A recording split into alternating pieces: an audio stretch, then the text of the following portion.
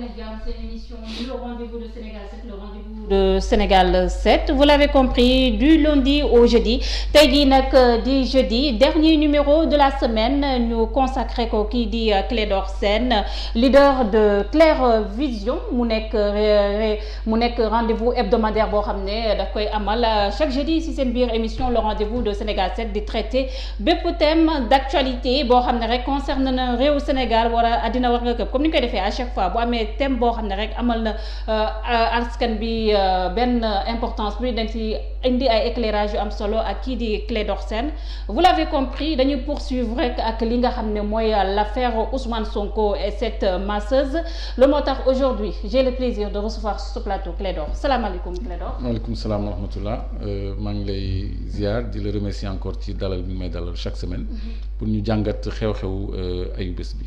Merci beaucoup Clédor. kon nu ma ko annoncé woon dañuy continuer rek amal pàcc bu am solo waxtaanee xew-xew bi am ci réewu Sénégal par rapport ak mbir mi nga xam ne la masseuse Adji Sarr jiñ na ko kii nga xam ne mooy Ousmane Sonko, viol suivi de menaces de mort. noo jàngatee mbir mi, ça t'a surpris? Oui, ça a surpris tout le monde parce que loolu lu kenn séntu woon ci coowul politique, parce que ci coowul média, parce que boobu ba tey loolu rek la ñuy waxtaane. Donc lu surprendre nit ñi la effectivement, mais dañ ci war a am jàngat boo xam ne bu leer la, bu dal par rapport à l'évolution des choses, parce que mbir bu ñëwee am benn ampleur bi dafay laaj tey ak sérénité pour mën ko analyser sans se tromper. Donc loolu laa ci retenir, parce que on parle de viol, mais je crois que loolu personne n'y croit, parce que dañ ci teg répétitif. Voilà, répétitif boobu nag mu mel ni koo xam ne dañ koy violer tout le temps et c'est la dernière fois seulement qu'il se décide à porter plainte. Loolu vraiment xëjul ci bopp sax enquêteur. Donc peut-être leneen la, ñu ngi càmbar, ñu ngi xool, ñu ngi xaar, yoon a ngi def liggéeyam. Politiciens yi aussi ñu ngi am seen ay postures, société civile bi mu ngi am ay postures, le débat est enflé, dëkk bi yëpp loolu la ñuy wax, mais nañ ko analyser ak dal ak bët bu leer. Que Clédor du ma tirer sur l'ambulance comme ni ñu koy waxee, mais est-ce que aussi sur ce coup Ousmane Sonko deful preuve de naïveté par rapport ak fréquentation bi nga xam ne def na ko ci salon de massage boobu, bien vrai que nit yi ñu ngi wax complot ainsi de suite, mais est-ce que tamit il n'a pas laissé du lait? Bon, moom xam nga jox na explication li tax muy dem ci salon de massage bi, donc c'est à des buts thérapeutiques. Mais est-ce que c'était le milieu approprié? léegi loolu mënul nekk signe de naïveté. Donc le milieu approprié certainement pas, parce que kinésie yi nee nañu ñoom ils sont pas autorisés à exercer. def nañu benn déclaration. Voilà. Alors que d'autres privés on leur donne un agrément pour exercer le massage, et parce qu'il y a plusieurs types de massage. Donc xëy na loolu moo tax la demande fait défaut, l'offre plutôt fait défaut par rapport à la demande en soins thérapeutiques. léegi ñu wax ba tey sur l'affaire Ousmane Sonko, dafa mel ni fu mu toll nii adrénaline yi ñu ngi gën a commencer di monter, parce que gis nañ ne carrément tey jii nag réunion du bureau de l'Assemblée nationale amal nañ ko ngir rek préparer levée immunitaire kii nga xam ne mooy Ousmane Sonko. bu ñu sukkandiku ba tey si le député Bara Dolly mu nga xam ne 17 membres ñoo ngànkoon boobule de bureau, 15 yi nag dañoo voté pour, ñaari nga xam ne ñoo féetoo si kujje bi ñoom dañoo voté contre. mu mel ni comme Ousmane Sonko levée immunité parlementaire bi mu processus bi mu ngi daw pour ñu mun koo teggi. waaw moom de loolu la sàkk woon sax, parce que li indi coow li yëpp mooy li ñu ko convoqué fekk moom député la. te dafa am mbalaanu kiiraay bi ñuy wax immunité parlementaire. Gendarmerie convoqué ko ni ko lundi 10h ñëwal ñu entendre la. Presse bi yëpp publier ni benn dossier de viol la bu ñu accusé Ousmane Sonko. léegi tout député qu'il est moom dafa exiger ñu respecter immunité parlementaire. Il a dit bu ñu ko lever 10h 5 minutes après mu wuy ji. Donc je crois que autorités yi waroon nañu am souci respecter procédures yi, respecter ay droits wu Ousmane Sonko.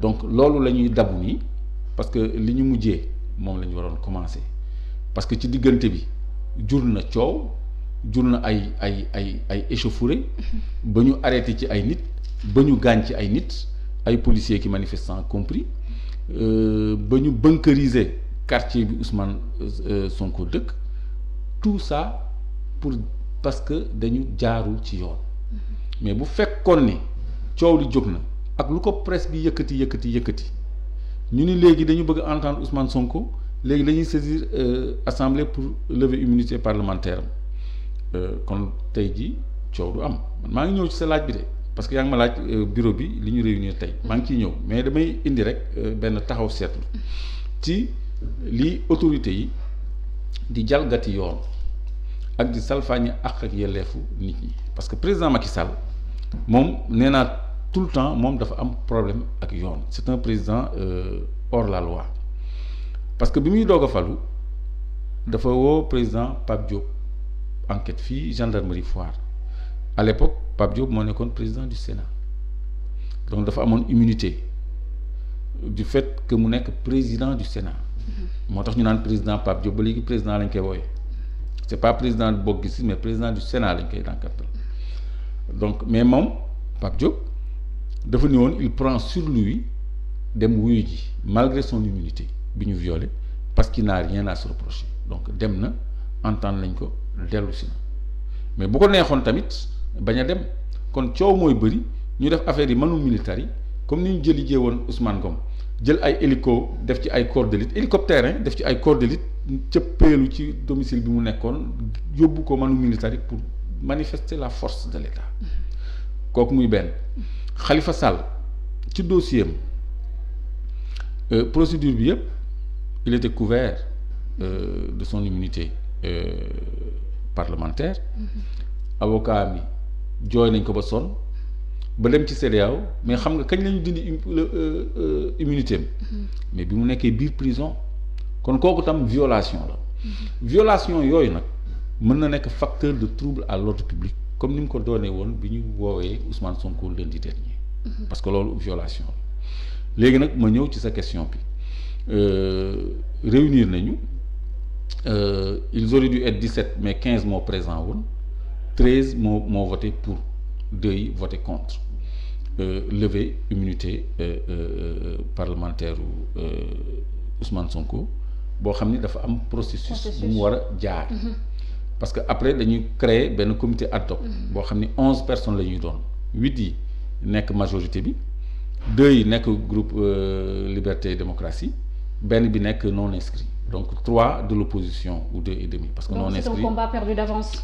mais bien sûr surtout que li xew tey aussi dafa am lu ñu ci war a souligner parce que honorable Bara Dolly Cheikh Bara Dolly moom nee na ñoom jox ñu leen dossier on leur a juste notifié les lettres du ministre de la Justice du procureur et du juge instructeur te lettres yi joxuñu leen ko sax comme dossier mais président Moustapha Niasse daf ko lire tout juste ba nga xam ne ñoom duñ ko mën a exploiter mais dafa waroon ànd ak procès verbalu audition wu ñi ñu entendre à la gendarmerie parce que député yi boo gisee ñu war a am loolu pour xool ndax charge yi ñuy tuumaal seen collègue c'est suffisant pour ñu lever immunité député parce que immunité député du caaxaan moo koy lever boo xoolee sax procédure bi nga xam ni du war a doon caaxaan kon ñoom dañu war a am les éléments d'appréciation te joxuñu leen ko liñ ciy bañ nag xam naa mooy mu fuité parce que effectivement bu ko député opposition bi jotoon presse bi da koy jot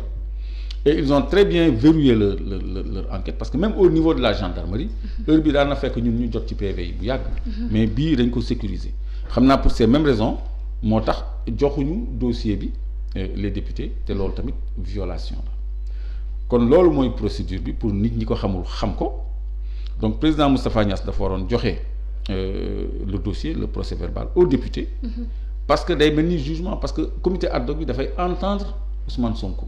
Déjà ci procédé bi rek ils ont violé ses droits. Ils ont violé encore les droits même des députés de toute l'assemblée lañu parce que majorité et opposition confondues dañu war a am les éléments d'appréciation parce que fi mu nekk nii amuñu benn élément d'appréciation bu dul lettre bu ñu leen liiral joxuñu leen sax lettre bi il cache quoi parce que Ousmane Sonko d'après la procédure dañ ko war a entendre bu ñu koy entendre il a le droit de se faire assister par un avocat qui sera un député donc loolu àgguñ ci mais pour ñu entendre ko ñi koy entendre xanaa kay dinañu am dossier bu ñu apprécier parce que y a des procès-verbaux des propos qui ont été consignés sur procès-verbal sur la base desquels députés yi ils vont se faire une religion dañuy xam ndax dina jar lii tuuma la boo xam ne yenu na maanaa pour ñu lever mbalaanu kiiraayam wala bu fekkee ni lu yenuwul maanaa la bu boobaa assemblée day refuser lever immunité député Ousmane Sonko boobaa procédure bi foofu lay fay ba mandature am jeex duñ ko ci mën a topp. bu ñu xoolee scénario bi ni nga ko expliqué ak violation des droits de Ousmane Sonko wala sa droit des députés de l'Assemblée nationale yi nga xam ne seetlu neen ko ci sa explication. Est-ce que kon mën nañoo jàpp ne la théorie du complot dafa gën a concrétiser wu par rapport ak mbir yi nga xam ne mu ngi xew foofu les au niveau de l'Assemblée nationale est-ce que mën nañoo wax ne Ousmane Sonko moo nekk l'ennemi à abattre aussi. Le complot n'est plus une théorie fi mu nekk nii. Parce que il est ressorti des enquêtes que benn 4x4 bu ñuul moo jël ci ndaw si yóbbu ko hôpital kon kooku lu ñu waaj la le fait que ñu bañ a jox procès-verbaux yi député yi ça veut dire que ñoom ils préservent le secret de l'enquête te Assemblée nationale institution la comme ni justice nekkee institution parce que justice bu soxlaa lever immunité député dafa war a motiver demande motivation boobu mooy les pièces à conviction de l'enquête pour won député yi ni am nañu lu leer lu waral ñu mën a entendre seen naataango alors s'il cache ça daf ñuy conforter ci ce complot qui n'est plus une théorie qui est en train de s'exercer et de se pratiquer femme bi porte plainte kenn déggutu ko ba noppi il y a un glissement dans le dossier parce que maintenant on parle de X au niveau du cabinet du juge d'instruction. X a remplacé Ousmane Sonko depuis que Macky Sall a été appelé en France parce que les intérêts français ont été égratignés au champ total. Donc ni muy évoluer moo tax ma ni na ci nit ñi teey nañu def ndànk parce que enjeu yi dafa multidimensionnel. Donc effectivement pour répondre enfin à ta question Ousmane Sonko est l'homme à abattre.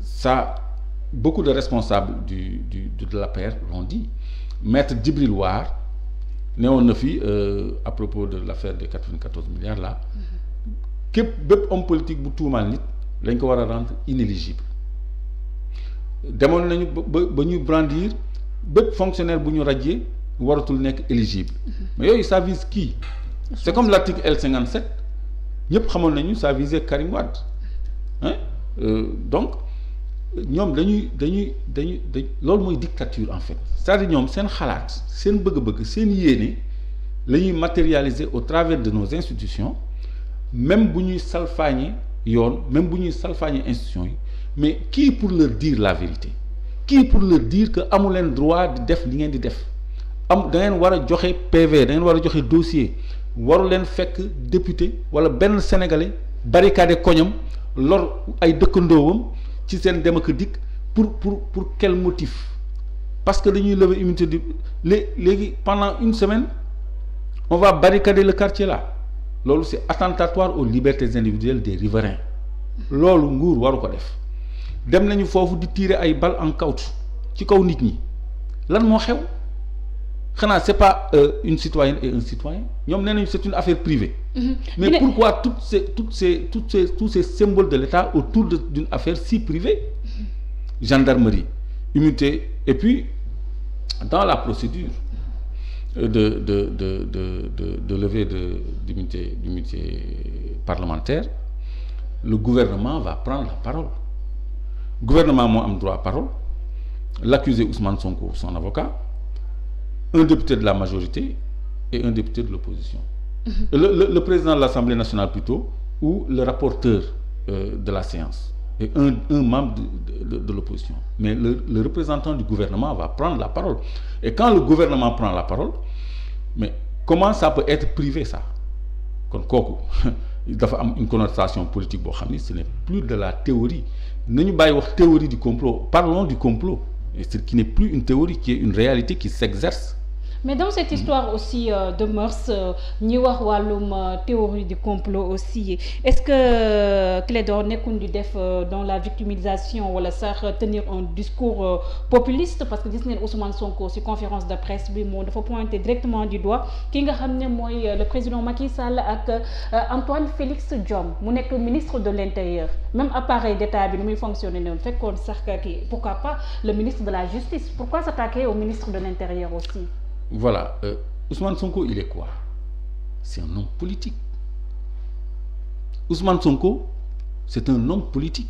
C'est un homme qui est bien positionné dans l'opposition. Mouillé dans une histoire de mœurs. Oui, c'est pour ça que mu am une connotation politique cette histoire de mœurs là parce que une 4x4 moo ñëw jël si femme bi fi mu nekk nii bi Macky demee France ba ñëw X a remplacé Ousmane Sonko parce que les intérêts des Français ont été touchés je le réitère. Affaire commission ad hoc bi ñuy monter nii ni mu composé woo c'est encore politique d'accord donc mënuñu ci dindi la dimension politique parce que ça vise un homme politique bu fekkoon ni un citoyen lambda la du am sax écho bi ak ampleur bi parce que boo xoolee man dama am tuuti kersa parce que j'ai écouté RFI un Camerounais qui faisait une analyse qui disait que ni ñu def Karim ak Khalifa Sall la ñuy def Sonko parce que Macky Sall il veut éliminer tous ses adversaires avant d'aller à des élections ay étrangers ñooy am analyse boobu c'est pas des Sénégalais qui parlent sur RFI. Mais les trois histoires ne sont pas pareilles aussi. Ne sont pas pareilles mais toujours la finalité mooy liquider un adversaire politique parce que Ousmane Sonko su fekkee ni yoon daf ko daan ci lii il ne sera plus éligible il sera liquidé. Avec cette criminalisation du viol. En plus. Comme l'a été Khalifa Donc son avenir politique est en jeu. Non, on n'en est pas encore là. Il ne faut pas aller très vite parce que la procédure est au stade 0. Mais si jamais. On est en politique. Le rapport de force est déterminant en politique. Ba noppi y a une autre dimension man nee naa la le dossier est en train d'évoluer parce que maintenant on parle de X. Ce qui est aberrant et incohérent qu'on parle de X parce qu'on a visé Ousmane Sonko. La dame a dit c'est Ousmane Sonko. Ousmane Sonko s'est expliqué. Alors pourquoi on met X dans le dossier?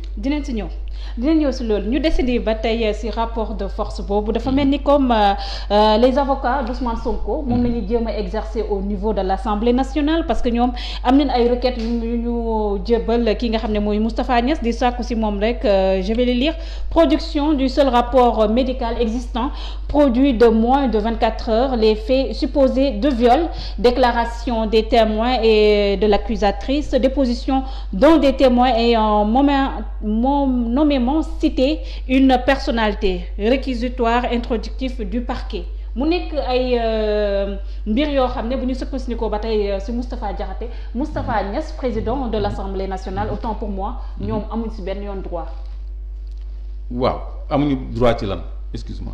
ngir rek ñu mën a sa ñaan yooyu les requêtes. j'ai eu envie de pousser là donc am nañ ci droit parce que je te disais tout à l'heure que ñoom dañu waroon a soumettre le dossier aux députés ñu xam li ci nekk. Donc tu sais en justice c'est une bataille c'est une bataille. Mais Moustapha Niasse président de l'Assemblée nationale mu ngi wax ne les seules personnes yi rek ñoo xam ne ñoo am droit exercer yooyu les requêtes moo nekk le garde des Sceaux ou bien le juge d'instruction. Donc ces avocats ne sont pas habilités à exercer aussi ces requêtes Clédor au niveau de l'Assemblée nationale. Loolu la Moustapha Niasse wax. waaw moo tax ma ni la en justice. Donc est-ce que c'est une bataille lu ñuy jiiñ waaye Pastef ne à chaque fois dañuy dem dans le populisme ñoom aussi dans cette histoire de lever de l'immunité de leur candidat Ousmane Sonko nekkul aussi. Je répète que Ousmane Sonko est un homme politique et en politique on utilise toutes les armes et on est en guerre avec le régime. Ok.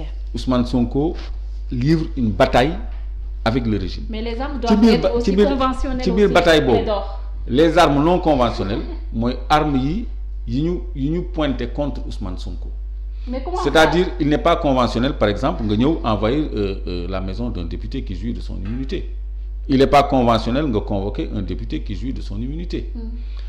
Il n'est pas conventionnel que ngay requérir lever immunité ba noppi tegoo dossier bi ci député lettre bi ministre bi bind sax mënoo ko joxe parce que y a un rapport médical dañ koy jox et puis Ousmane Sonko il est député quand même il a des collègues députés bu ñu tegee rapport médical beeg audition PV ñoom dañ koy am seen avocat dañuy am matière parce que ñoom seen avocat amaguñu matière parce que seen client demul déposer gendarmerie bu ñu demoon déposer gendarmerie ñoom dañu am accès au dossier mais amaguñu accès au dossier quoi qu'il soit constitué donc c'était l'occasion d'en disposer à l'Assemblée nationale dafa jalgati yoon dañu téye dossier bi donc les avocats ils font leur métier d'avocat pour attirer l'attention de l'opinion sur les anomalies du dossier parce que yooyu ñuy pointer du doigt la ñu waroon tegal député yi te tegaluñu leen ko c'est de bonne guerre. Juste rappeler ce 17 février Clédor kii di nga xam ne mooy le président Ousmane Sonko président du parti PASTEF ñu ngi koy xaar assemblée nationale bien vrai que présence am nekkul obligation bu ko neexee mun na ànd ak kii nga xam ne mooy avocat mais dañu seetlu si l'affaire des 94 milliards de francs CFA nga xam ne moo ko lié woon ak kii di Mamour Diallo moom il n'était pas présent mais dans cette affaire nga xam ne c'est plus sensible histoire de mœurs pour bien se faire représenter est-ce que nekkul moom dafa war a ñëw aussi défendre boppam. mais on n'en est pas encore là hein moom waxul du ñëw d'où tu tiens cette information il n'a pas dit qu'il viendra. non parce que man mënuma raisonner sur ay hypothèses parce que c'est-à-dire avec Mamour Diallo il n'était pas présent aussi. voilà je peux pas anticiper sur ce qui va venir parce que la loi l'autorise yoon may na ko pas en crédibilité pour aussi. ça dépend de lui parce que bu fekkee ni xam nga assemblée ils sont pas civilisés. assemblée keroog gis nga dernière séance Ousmane Sonko ñëw di jël parole ñuy buuxanteeg moom ci présidium ci pupitre bi. di buuxanteeg moom di indi loolu ay jàppante loolu yu ñàkk fayda la yoo xam ne ay saagante assemblée c'est pas un milieu civilisé donc même bu bañee dem foofu sax. c'est dans toutes les assemblées du monde. c'est pas dans toutes les assemblées. mais dañuy gis ne carrément tubaab bi sax dañuy xeex assemblée aussi. Clédor tu me rends malade. non parce que man Clédor. ce genre de remarque ça mérite un peu parce que c'est pas parce qu'il y a pire ailleurs qu'on doit se contenter du mauvais. mais assemblée non ni mu bëgg lu baax c'est pas parce que am na ci yeneen assemblée yi rek bu amee ñun c'est bien non c'est pas bien même bu amee ailleurs. lu baaxul du ma sa baax. mais c'est juste pour vous montrer que le Sénégal nekkul benn. c'est pas l'exception c'est pas une exception c'est vrai. Voilà. mais on devra tendre vers la perfection et le meilleur. Donc moom il a le choix entre venir et se faire représenter. Léegi c'est à lui d'apprécier. Il a le droit pour faire toutes les deux options. bu ko neexee mu ñëw bu ko neexee mu toog. donc moom mooy décider donc loolu amagul man mënuma anticiper ni est-ce que. Ce serait pas mieux mu ñëw pour seetal boppam et cetera alors que àgguñu foofu yëpp parce que la procédure est loin d'être achevée et soyons très attentifs il va se passer beaucoup de choses avant lu bari dina feeñ dina leer avant parce que on a une semaine d'intervalle. Clédor yow dafa mel ni da nga xam lu nit ñi xamul da nga am ay bruit de couloir yi nga xam te ñun xamuñ ko wala. non plus que ça ba tey yaa ngi. si plus que ça non nous sommes des acteurs politiques quand même. Et nous sommes des acteurs dans le débat public. te ci dëkk bi la ñu dëkk aussi. lu ñu ñor dañ koy suivre lijjanti ko lu ñutu ko. donc comme ni ko autorités yi di defee ñun tam on a et même Ousmane Sonko a dit que il n'a pas dévoilé toutes ses cartes donc nañ dem ba ci kanam on va voir et y a un glissement qui s'opère boo xam ni dina gën a leer au fil des jours donc nañu def ndànk dans l'analyse et bañ a précipité wu dans les jugements donc ñoom ñu ngi jëm ci procédure boo xam ni moom la ñu waroon a njëkkee suñ ko njëkkee woon li am ba ñu jàpp ay booy du fi am li am ba ñu def ay dégâts gaañ ay alkaati taal ay oto attaqué Auchan attaqué Total mënoon na ñàkk léegi Macky Sall est face à un combat te ñaari combattants yooyu ku ci reculer tu perds si le régime fait marche arrière il perd si Ousmane Sonko fait marche arrière il perd donc forcément il y aura affrontement et que les gens s'y préparent. mais Clédor bu ñu defee ba tey rek focus si yëkkati maraani kiraay député yi au niveau de l'Assemblée nationale bu ñu remonter à l'histoire rek dafa mel ni kii di président Macky Sall moom dafa jël raw gàddu bi est-ce que mën nañu wax ne fu mu toll nii les opposants les députés de l'opposition sont en danger avec ce régime du président Macky Sall. Tout le monde est en danger, même nous les lanceurs d'alerte on est en danger, même le citoyen ordinaire est en danger parce que dégg ngeen ñu ni même programme télé yi sax dañ koy jéem a régenter dañ koy jéem a réglementer parce que am na ay télé yoo xam ni dañuy exagérer et c'est lui qui le pense. Même réseaux sociaux yi sax ak presse en ligne bi certaines presse en ligne dañ ko war a xoolaat ni muy doxee parce que ça les dérange certainement. Une démocratie ne marche pas comme ça. Tout le monde est menacé dans ses libertés loolu ay restrictions la te loolu bu ci jëmee dina xam ni Sénégal pays de liberté la. Donc on est en train de poser les germes d'une dictature ñu ngi saxal fii dictature boo xam ne kenn du ko fi nangu mu taxaw parce que moom moo jël raw gàddu bi effectivement par rapport ak ñi ko fi jiitu ñëpp ci agresser liberté individuelle yi yëkkati immunité parlementaire u député Massamba Mademba et cetera et cetera. te gis nañu ñoom ñu bëgg a jàpp la ñuy jàpp Bougazelli coom fay na amul woon problème moom sax flagrant délit la kooku c'est différent kooku soxlul woon sax ñuy lever immunité parlementaire. moo tax il a démissionné. On l'a fait démissionner on lui a demandé de démissionner. Mais moom bàyyi nañ ko ñi nga xam ni rapport moo leen épinglé rapport inspection générale d'État rapport inspection générale des finances rapport OFNAC rapport ARMP ñu ngi fii am promotion kenn deful acharnement ci ñoom te ñooñu dañu jalgati yoon xam nga Ousmane Sonko dañ koy enquête pour xool ndax moo def wala deful mu am coow lu yëpp mais ñi nga xam ni OFNAC daf leen enquête comme monsieur Anne bu COUD ba jox ko procureur wala comme nu mu tuddati Prodac inspection générale des finances enquête ba mu leer IGE enquête joxe ñooñu ñu téye dossier yooyu tëgg ci tànk ñooñu am promotion nekk ci dëkk bi pourquoi acharnement bi ñu am ci Ousmane Sonko amuñu ko ci ñaaw ñu nga xam ne dañu def lu ni fànn ba enquête bu mëtale épinglé leen ba ñu jëbbal enquête bi procureur pourquoi Aliou Dembourou Sow bi jóg fii menacer nit ñi ak jaaseem tenir fi benn discours ethniciste ni ku contre troisième mandat dañu jël jaasi xeex ak moom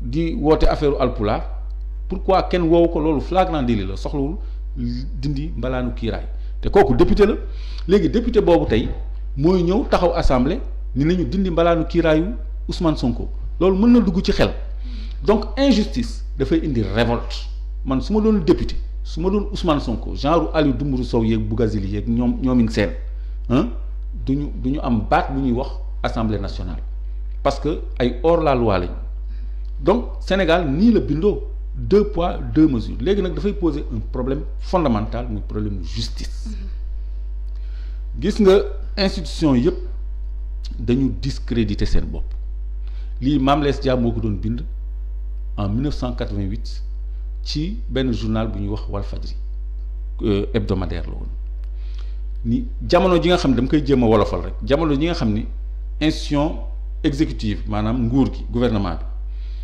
kenn gëmatu leen ndax seeni ñàkk fayda gis nañu fi ministre bu sàcc ay kéwél mu ngi siège conseil des ministres gis nañ fi ministre bu ñuy laaj facture mu ne du joxe facture du wuyu ji OFNAC gis nañ fi ay façon doyadi yu nekk ci wàllu ñiy jiite ak ñuy gouverner ba kenn gëmatu leen institution législative yi tamit kenn respecteetu leen maa ngi lay wax tout à l'heure scène bi nga xam ni bi Ousmane Sonko di jël parole ñuy buuxanteeg moom ak yooyu ay saaganteeg defanteeg yooyu kenn respecté wu leen am ay trafiquants de faux billets ci ñoom ak am ñuy tenir ay discours ethniciste belliciste ak yooyu tout ça léegi ñetteeli institution bi ñu dese mooy institution judiciaire institution boobu moo war a réguler ñaari institution yooyu ak société bi ci boppam dafa am rôle régulateur social léegi institution boobu bu fekkee ni tëddeewul njaaxaanaay rek Sénégal lépp ndërmeelu parce que institution boobu moo gën a central xam nga le chef de l'État n'est pas la clé de voûte des institutions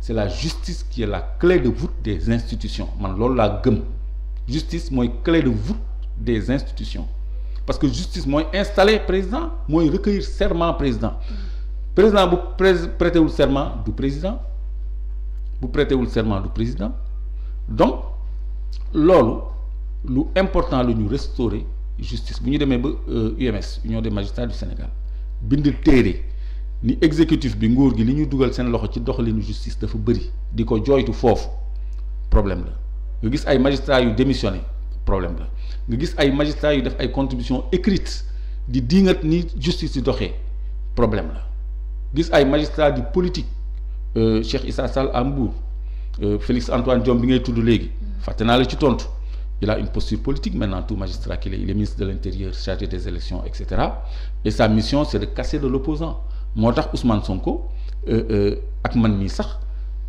désigné ko comme li nga xam ne loxoom mënu cee génn parce que ministère de l'intérieur mooy def enquête première instance c'est la police c'est la gendarmerie intérieur moo ko gérer donc kooku mooy liggéey jox ministre de la justice donc ils sont tous impliqués parce que ku ñuy jàpp fii police moo lay jàpp wala gendarmerie ça c'est le ministère de l'intérieur donc ils sont tous impliqués donc justice boobu bu fekkee ni nit ñi wóoruwuñ ko dañuy fajal seen bopp bu ñu gisee ñii di def lu ni fàng ñu bàyyi leen ñii nga xam ne dañ leen a soupçonné rek enquête mu ngi nekk di leer mais on gêne même le travail de la justice et de l'enquête parce qu'il y a trop de débat ci affaire boo xam ne mais dañu war a bàyyi ba pënd bi wuri ñu xam lan mooy lan pourquoi ñu bëgg ko def débat national te dañu profiter ci moment bi.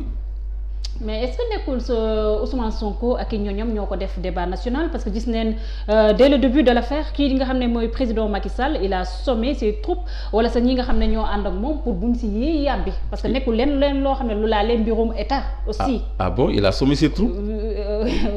waaw Macky Sall. oui en quel terme et où. non moom loolu kay ñëpp xam ne ko clair. non xam naa que ça c'est des rumeurs. non le président Macky Sall a clairement dit aux gens de l'APR ou bien aux gens du gouvernement. Clairement dit c'est une affirmation. Il l'a dit où? Mais il l'a dit. Mais moi je suis très informé je l'ai pas entendu dire ça. Par contre j'ai entendu des gens dire que des consignes ont été reçues du président. Je parle au conditionnel moi. Voilà. Moi je suis pas affirmatif. Je parle aurait été reçu. loolu yëpp ay jeu de mots la rek. loolu yëpp ay jeu de mots la rek. xam nga lu la leerul. da ngay wax dégg naa. mais lii am na loolu affirmation la xam nga donc man dégg naa comme ni nga ko déggee. ni ñoom dañu jot consigne pour bañ ci wax. voilà donc seen silence day dëppoo ak loolu ñu dégg.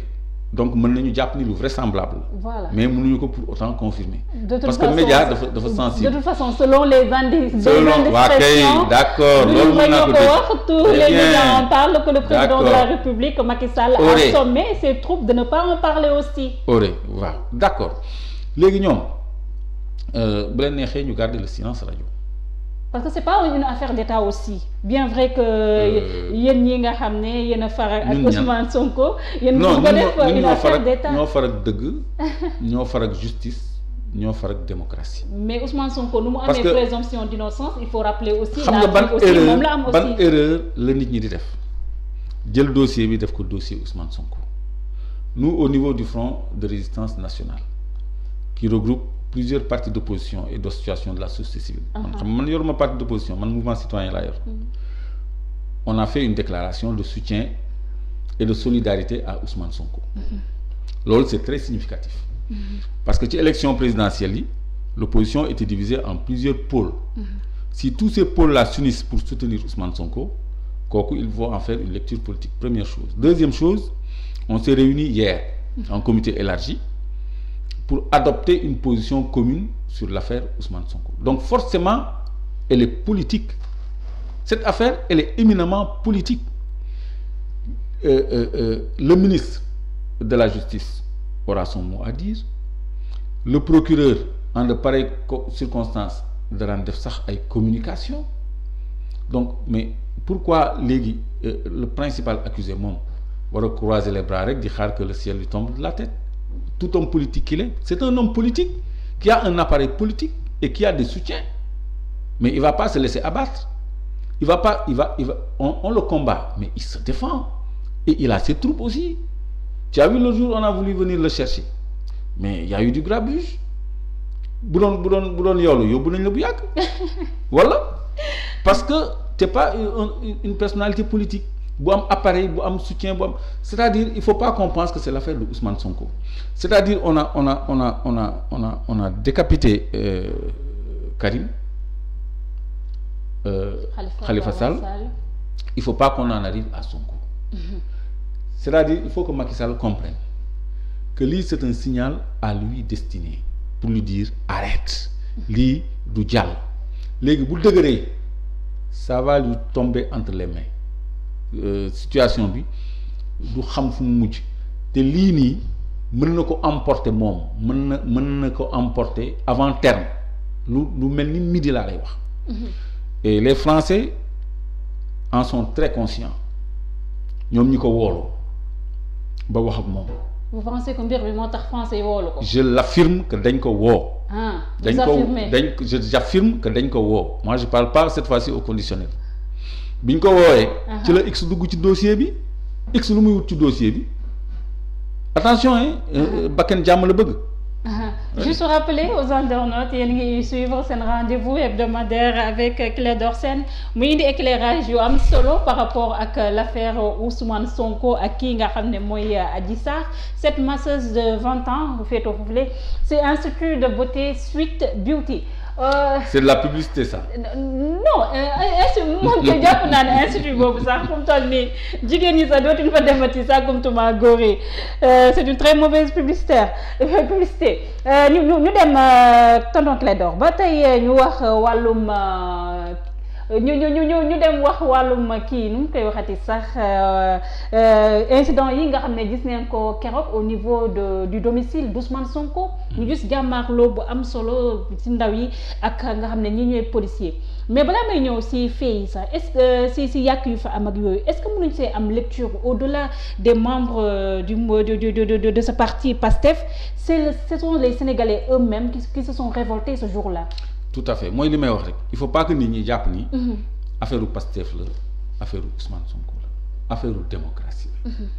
affaire u démocratie la parce que ñi fa nekkoon du waa Pastef kese. des citoyens lambda sont venus des gens man xam naa ay ñoo xam ne tey quelqu'un m'a dit c'est dommage qu'on a fermé les frontières parce que nekkul Sénégal dafa bëgg a ñëw. xool ma kooku du Pastef. mais bëgg na ñëw parce que xolam mu ngi baax parce que. injustice moo insupportable. Donc c'était la goutte d'eau de trop cette affaire. gis nga Ousmane Sonko. dafa incarner wala mu cristalliser l'espoir de beaucoup de jeunes. boo xoolee l'électorat est majoritairement jeune. moo tax ñu retenir les cartes d'électeurs des jeunes. bindal leen seen carte d'identité non inscrits sur les listes électorales. yow nga xam ni boo demee foofu gàddu xeer mën nañ laa jàpp yóbbu la police tëj la. dóor la. torturer la mais quand même nga dem jàkkaarloog alkaati yi jàmbaarloog moom il faut décrypter ce message. En plus il y avait une image qui m'a beaucoup fait réfléchir déjà moo nekk le gars bi nga xam ne dañ koo dóor bal ci bopp mais malgré douleur am bi mu ngi tëdd ci brancard bi mu ngi yuuxu mais non il faut protéger le président Ousmane Sonko balaa ñu koy def comme nu ñu def Mamadou Dia. donc muy mel ni comme Ousmane Sonko dafay représenter benn espoir. parce que xam nga dans ce landerneau politique quand même. ñëpp ñoo wone ñëpp ñoo wone seen turpitude ak seen cupidité mooy jiital intérêt xaalis bëgg xaalis ñu bëri ñi nga xam ne dañu amoon taxawaayu défendre askan bi dañu dem jébbali seen bopp nguur Idrissa Seck moo ci mujj am na yeneen opposants yoo xam ne dañ fi am taxawaay boo xam ne bu ñëpp yaakaaroon ñoom tam ñu dem tàbbi ci ku mel ni Aïssata Tall Sall bi mu demee rejoindre Macky ñi am déception dafa bëri ba am na benn naataango jigéenam boo xam ne sax moom hésité loo na ko moo ko teree dem ba léegi de façon flagrante non nañu bàyyi mu jàll léegi yu mel noonu moo tax nit ñi gis ci Ousmane Sonko benn espoir ba noppi dafa am benn projet social bu mu proposé benn projet politique bu mu proposé benn ligne de souveraineté nationale bu muy incarner souveraineté mooy moom sa bopp. xam nga bu njëkk ay ñoom Majmout Diop ñoo xam naa ni yow ñooñu doo leen xam ay moom sa réew lañ moo doon seen slogan moom sa réew du dara lu dul souveraineté bokk sa réew du lenn lu dul justice ak équité sociale. parce que Sonko il dit jot na lu ñëpp bokk ñëpp jot ci. donc loolu mooy bokk sa réew slogan yooyu moo amoon dans les temps ça revient sous d'autres formes et porté par un homme d'une génération nouvelle 46 ans donc kooku bu amee adhésion populaire ñëw troisième dans une élection truquée remporté ay régions comme dans une élection truquée dans une élection présidentielle yi dañ ko sàcc d'abord on a filtré les candidats on a changé le code électoral on a changé les circonscriptions électorales on a fait voter des mineurs, on a empêché à beaucoup de gens de voter. C'est des élections qui ont été truquées. Malgré tout, ils sont arrivés 3e dans des élections truquées. Sur le plan national, ils ont été 2e dans plus de 200 communes et 3e sur le reste. kon am nañu une très bonne représentativité à l'échelle nationale. Pourquoi duñu dem élection locale? Pourquoi ñu bëgg a tëj Sonko ba pare doog a dem élection locale? ñun politique yi amuñu droit liiree noonu. Bu fekkee ni Khalifa Sall mi nga xam ni moo daan gagné Dakar ñu ni ko ñëwal bokk ak ñun mu bañ, ñu jaar ko fu nekk mu bañ, ñu indil ko dossier tëj ko pour gagner Dakar. C'était ça. Mais loolu jigu leen parce que les gens ont quand même sanctionné l'APR. léegi lu mel noonu mënuñu ko seetaan muy continuer de prospérer parce que Macky Sall moomul Sénégal. benn doomu aadama la boo xam ni fii la doon loué Derklé ci kaw pharmacie bi foofu te li mu doon fay sax cheru en 2003 mu dugg ci appareil d'État 2012 mu ñëw nekk président indaale 7 milliards yoo xam ni ba léegi mënu ko justifier. Abdoulaye Wade moo ko may. Abdoulaye Wade nee na waxul dëgg te Idriss Seck moo ko doon wax mais toi là les 7 milliards de Taïwan procureur am na un jour sax mu jëkkati dossier bi midi mu tegaat ko léegi je crois que Idriss Seck am na occasion laaj Macky Sall les 7 milliards de Taïwan donc kooku nga xam ne bërki démboo njaay lañ ko xam Sénégal mu bëgg ñu jël ñun ñii ak waa Sénégal yépp ay gor yu ko gën a gore bëgg leen noot bëgg leen tënk bëgg leen tëj bëgg leen fitnaal bëgg nangu seen suuf nangu seen alal toj seen kër rey seen i étudiants toroxal seen i béykat mais loolu mënuñu ko nangu ba noppi confisquer baatu askan bi nga xam ni mooy élection kenn xamul kañ la ñuy dem élection xale yi seen carte non inscrite sur les listes électorales te ñëpp a am droit inscrit sur les listes électorales ñun en 88 bokk na ci li ñu doon xeex l'abaissement de l'âge électoral pour may ndaw yi ñu accéder au fichier électoral et au vote mais moom il rame à contre-courant dafa xañ ndaw ñi parce que 75% des jeunes des jeunes ne votent pas Macky Sall xam na ñi koy daaneel ci électorat bi mu xañ leen droit de vote xam na ñi koy daaneel ci parti kàngam parti politique yi Khalifa Karim mu supprimer leen de la course. Maintenant Ousmane Sonko se positionne comme ku ko mën a daaneel et il cherche à l'éliminer ñun lecture boobu la ñuy am.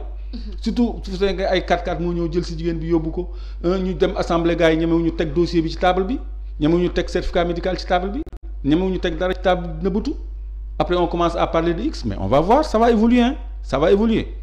Lors de ces échauffourées aussi am na loo xam ne wax nañ ko ci noter aussi certes am nañ ay édifices publics yoo xam ne jeunes yi lakk nañ ko jour boobu mais man lu gën a attirer sama attention moo nekk Auchan nga xam ne mën nañoo wax ne français yi ñoo ko moom ak Total bi nga xam ne nit gars yi dañoo dox ba foofu dem lakk ko mu mel comme ce sentiment d'anti-impérialiste bi nga xam ne Ousmane Sonko mu ngi koy politiquer ces jeunes.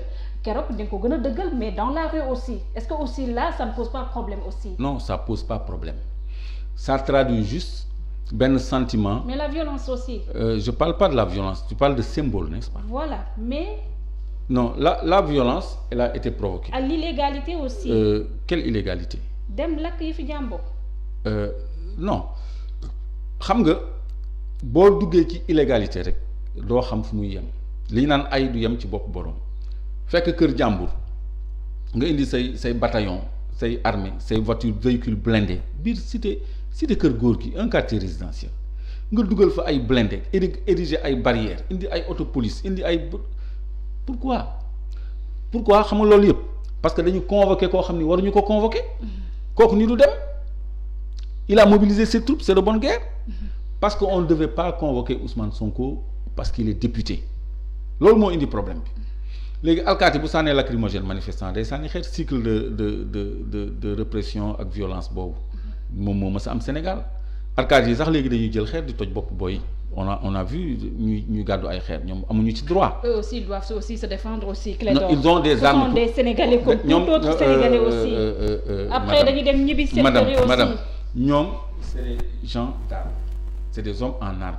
Ils ont de quoi se défendre. Mais nous tirer des balles réelles aussi. Ils ont. Donc, il faut noter ces jeunes-là. Ils étaient très violents on a tué aussi. des étudiants avec des balles réelles. Ça tu es au courant. léegi ñoom ils ont des armes pour se défendre. C'est genre d'accident. Ils ont des armes pour se défendre. Ils ont des matraques. Ils ont des gaz lacrymogènes. Ils ont des pistolets à balles caoutchouc. Ils ont des chars à eau chaude. Ils ont tout un arsenal pour se défendre. Ils ne sont pas autorisés ñoom dañu am manuel de procédure, c'est-à-dire ñoom dafa am guide buy doxal seen liggéey ni ñu war a liggéeyee ni ñu war a doxalee sur le terrain dafa am téere bu ñu leen ko bindal sànni xeer bokku ci. mais des fois li ngay fekk sànni xeer aussi sur le terrain. moo lay tax ngay am ne di dem si yenn yi aussi Clédor il faut noter aussi ça. doo gis pour nga gis gendarme laa wax de bu téye xeer sànni. man gisuguma ko c'est très rare policiers ñooy def loolu ñoom waruñu def loolu. mais les jeunes aussi sont violents. les jeunes se défendent. Aussi, moi j'ai fait ma jeunesse je me suis défendu face à l'injustice et face aux forces de l'ordre parce que force de l'ordre bu fekkee ne dafa ñëw xoolal pendant les élections ay alkaati ñoo dem 2 voies Sacré-Cœur yi dem ci siège u Khalifa Sall. mais di fa tirer ay lacrymogènes briser vitres yi c'est un domicile privé c'est un endroit privé dañ ko attaquer détruire foofu lu bëri ay alkaati ay forces de l'ordre ñoo semé ce désordre là léegi ban conséquence la jur ñooñu dañu dem APR bi nga xam ni yoonam nekku ci siège am nekk ci VDN bi ñoom tam ñu dem attaquer siège u APR alkaati yi nekk fa di sànni qui a provoqué tout ça c'est les forces de l'ordre dafa am manuel de procédure loolu c'est une violation de domicile privé bu ñu def ak destruction de biens appartenant à autrui man tey jii su ma sànni woon xeer benn oto jàmbur wala vitre benn kër jàmbur ñu traduire ma pour ces faits là li ma la wax léegi kon alkaati yi amul droit loolu parce que xeer bi ngay sànni xamoo fu muy dal xamoo dégâts bu muy def amoo ci droit yow jox nañ la jumtuwaay jox nañ la lance grenade jox nañ la lacrymogène ak lu koy projeté FLG fusil lance grenade boo xam ne mën nga tirer ay 150 mètres 200 mètres 300 mètres mais looy doyee xeer. mais Clédor dama bëgg ba tey ñu donc pour violence boobu de rejet de l'Occident bu ñu concrétiser dans la rue aussi non du rejet. Est-ce que aussi du indi malaise diplomatique entre les deux États aussi parce que gis ngeen aussi la France benn communiqué bu mu def par rapport à ces résidents yu nekk fii aussi di xam ne fu mu toll nii nen moytu. loolu yëpp benn convocation kese moo ko indi du l'importance de respecter la loi. léegi Auchan ak Total aussi ñuy dem di lakk Auchan ak Total aussi. rien ne le justifie. mais xam nga dans une bataille de rue dafa am lu ñuy wax expression de l'opinion xam nga le mode d'expression am na ñoo xam ni dañuy jël pancarte ni Auchan dégage Total dégage France dégage. di ko wax sur les tribunes di ko kii mais am na ñoo xam ne ils s'expriment par la violence su fekkee ne dañu nekk ci contexte de violence xam nga dafa am lu ñuy wax psychologie de masse mbooloo bu fu mu dajee ku ci nekk day am doxalin ak personnalité bu bees boo xam ni day tënku ci xalaat ak xelu mbooloo mi bu kenn yëkkatee benn kàddu ñëpp répété ko bu yëkkatee benn woy ñëpp feelu ko loolu psychologie de masse la gis nga Moustapha Niass ba muy gàddu xeer nekk ci mbeddu Dakar di saaga ndey boobu waa Y'en a marre ak waa M23 ñoo leen génnee ci seen fi ñu doon dajaloo ni leen ñëw leen ñu dem xeexi donc dañ leen inculquer cette psychologie de masse bi nga xam ne moom la ñuy épouser ba ci seen langage ba langage yu xale yi ay saaga yu vulgaire ay sànni xeer ak yooyu foofu doo gis le Moustapha Niass homme d'état et tout loolu psychologie de masse mooy doxee noonu léegi boo créer condition de violence psychologie de masse boobu bu fekkee ne dafa jàpp ni ñun de Sénégal Auchan daf ñuy noot français yi ñooy jël suñu alal ñooy jël suñu intérêt donc ñoom ñoo fi samp Macky Sall donc on va s'attaquer aux intérêts français ban intérêt français nga mën a jot bi ngay gis partout dans à tout coin de rue muy Total muy Auchan te loolu c'est un signal qu'il faut savoir interpréter aussi cela veut dire que bés bu dëkk bi tàkkoon intérêt français yi duñ ci mucc te duñu sant kenn mu dem viser intérêt français yi mais déjà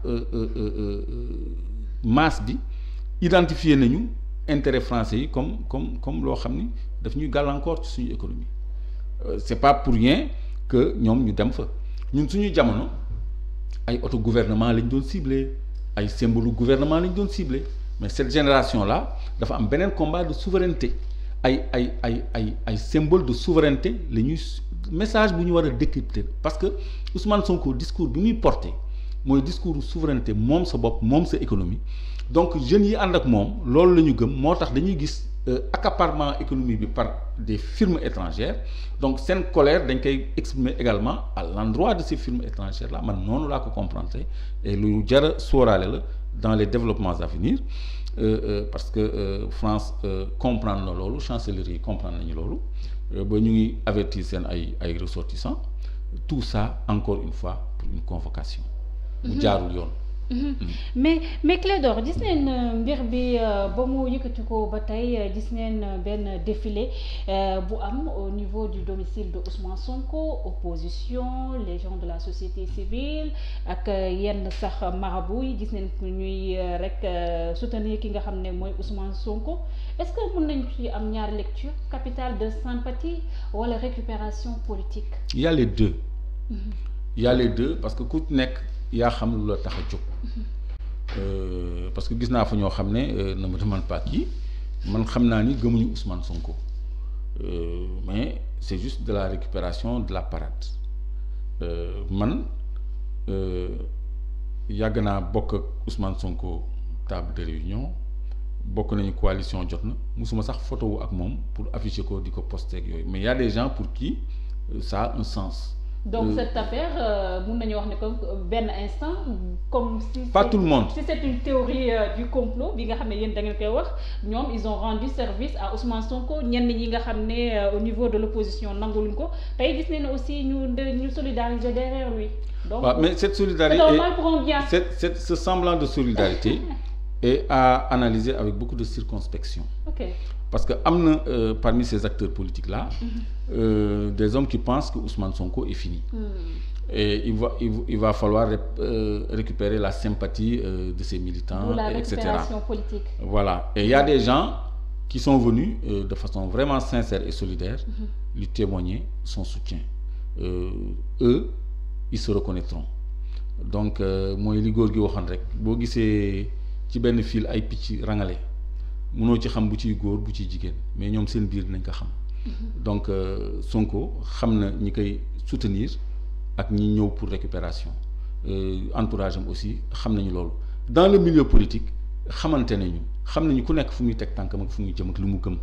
Donc loolu mënut a ñàkk maintenant pour parler plus sérieusement l'opposition doit soutien et solidarité à un symbole de l'opposition je parle même pas de Sonko qui est en phase d'être exterminé par le pouvoir pour mu am benn boulevard pour mën a fixer les locales en 2021 parce que bokk na ci ordre du jour front bi ça je peux le dire sans que ce soit un dévoilement je crois que le coordonnateur ne m'en voudra pas bokk na ci point yi ñu def tout pour ñu am un fichier un processus ok d'ici fin 2021 parce qu'il faut qu'on tienne ces élections léegi dans cette perspective là mënuñu éliminer Ousmane Sonko et le Pastef loolu duñ ko seetaan parce que ñun ñoo bokk combat bi ñoo bokk front bi moom il a un représentant dans le dialogue politique qui est différent du dialogue national monsieur Ba je crois Sow.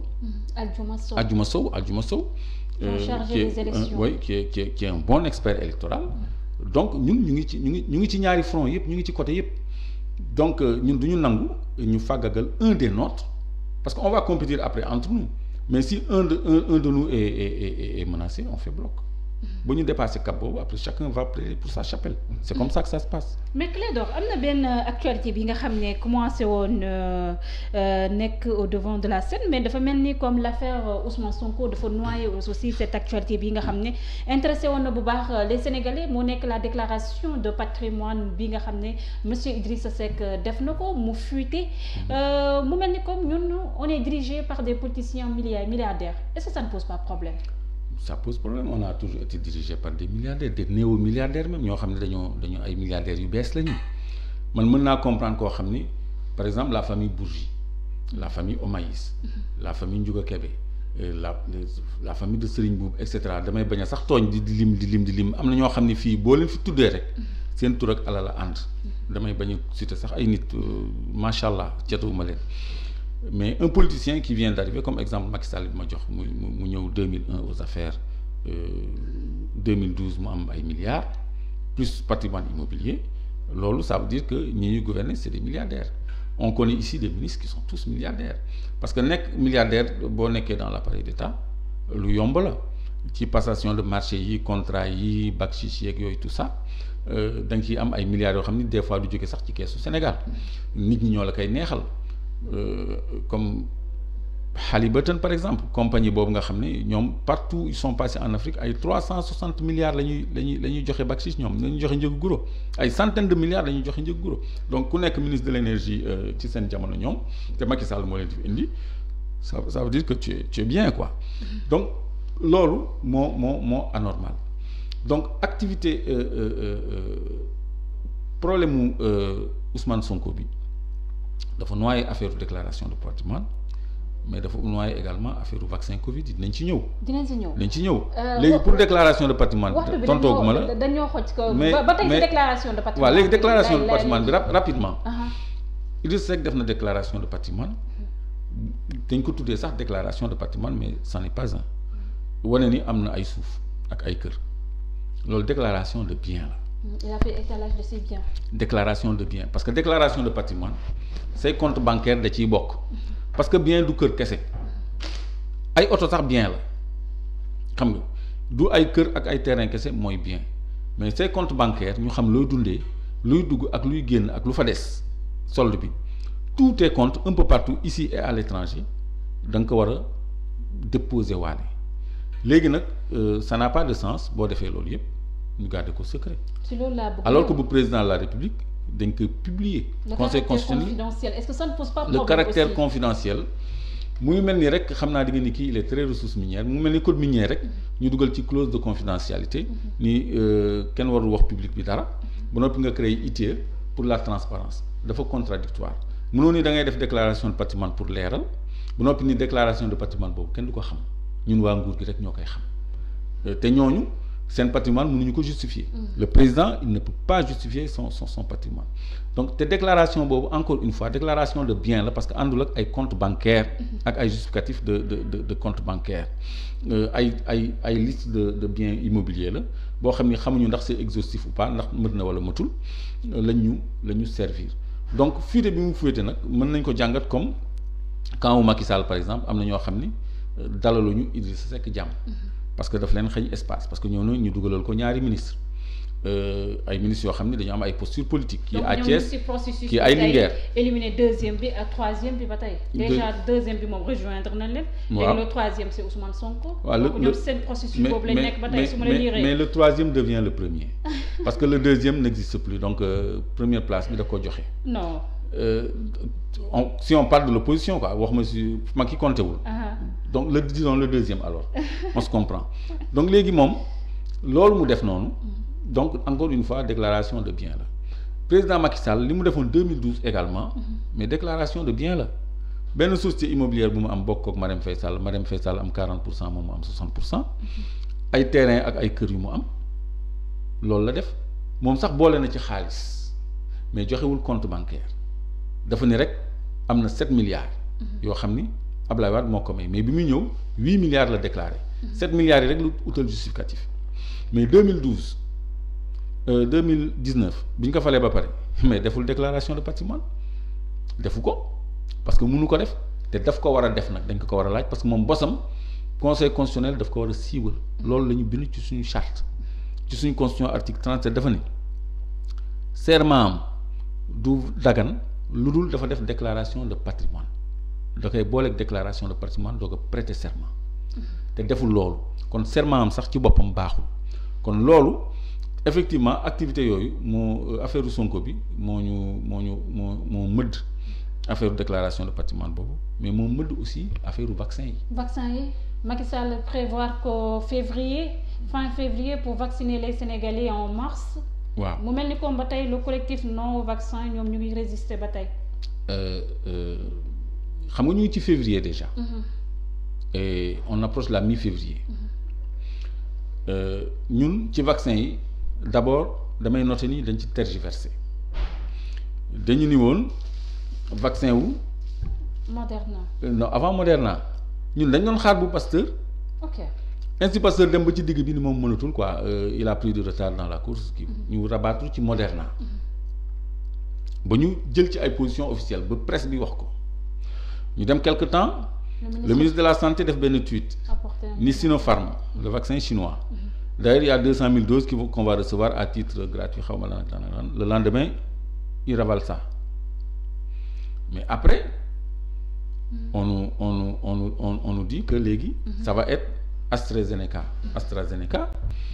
vaccin la boo xam ni ça n'a pas fait ses preuves moom la ñu jox anglais yi parce que ñoom ils ont un virus spécial mais en Afrique du Sud je te signale que ci semaine bi dañu arrêté administration vaccin boobu nga xam ni moom la ñuy indil Sénégal bu tudd AstraZeneca parce que ñoom dañ ko analyser en laboratoire ñu gis ni terewul transmission virus bi wàllaate bi vaccin bi du ko tere ba noppi baaxul ci ñoom surtout ci ñi am 65 ans mag yi baaxul ci ñoom ba noppi taux de réussite am 70% dong la kon ñoom nee nañu dañuy teg ci suuf vaccin yi ba jàngat bi gën a leer seen bopp te vaccin boobu ñun lañu choisir ba commander ay congélateurs yu koy conserver ba bëgg ñu ko administrer ci biir coow bi nga xam ni moo lëmbe dëkk bi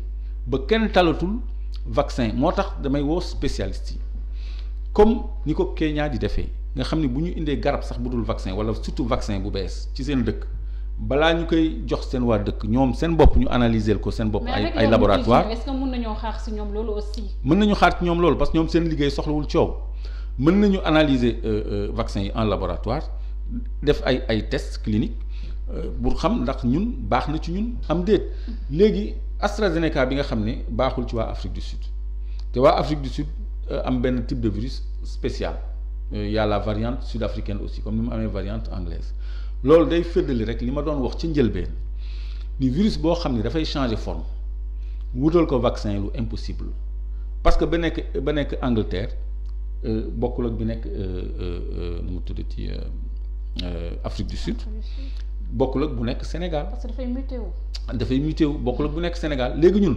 bi nekk Angleterre variante anglaise bi moom la ñuy indil fii est-ce que ñun boobu mooy suñu virus est-ce que c'est pertinent donc loolu man interpellé naa ci mais il faut que les spécialistes aussi ñu ñuy dimbali di répondre ci question yooyu ñoom professeur Seydi ñoom professeur Mboup le ministère de la santé et même les autres experts indépendants il faut que ñu rassurer ñu ci pertinence su type de vaccin yi ñuy choisir ak ci pertinence su vaccin bi ci boppam parce que vaccin bi du pour faj corona parce que ça n'empêche pas la transmission entre les hommes kon kooku amul benn effet buy arrêter propagation épidémie donc amul effet thérapeutique amul effet préventif parce que vaccin pour prévenir la pour sa corps développer ay système immunitaire yu mën a défendre contre ce virus là la mais virus boo xam ni tey mu mel nii ñu ni variante anglaise variante sud-africaine variante chinoise variante et cetera ban vaccin waaw moo gën et puis ñuy expertiser en laboratoire comme ni ko Kenya di defee comme ni ko Afrique du Sud di defee la ñuy proposer comme thérapeutique wala comme vaccin plutôt avant ñu koy administrer suñu nit ñi parce que man je manifeste beaucoup d'inquiétude ci AstraZeneca bi nga xam ne Afrique du Sud daf ko teg ci suuf après analyse ñoom dañ ko càmbar dañ ko saytu doog ko teg ci suuf loolu la ñu bëgg indi Sénégal te nee nañu fin du mois bi ñu ngi ci dans quelques semaines ñu tënk ñu vacciner ñu te ñoom seeni médecins la ñu waroon a commencer vaccin seen personnel seen fajkat dañoo bañ ni duñ ko jël fajkat yi xam nañ li si nekk ñoom nee nañ duñ ko jël léegi loolu la Macky Sall bëgg indi fii jam ñu ko. semaine prochaine incha allah ñu gën see yaatal. incha allah Clédor Sène leader du mouvement Clair Vision mbégte ak bànneex lay recevoir chaque jeudi. di waxtaanee lépp rek loo xam ne rek ñeel na actualité. merci beaucoup madame ba jeudi prochain inchallah s'il plaît à Dieu merci aux internautes tey le dernier numéro de la semaine c'était tout pour cette émission d'aujourd'hui quant à moi je vous retrouve lundi prochain inchallah d'ici là prenez soin de vous et restez en compagnie de nos programmes merci.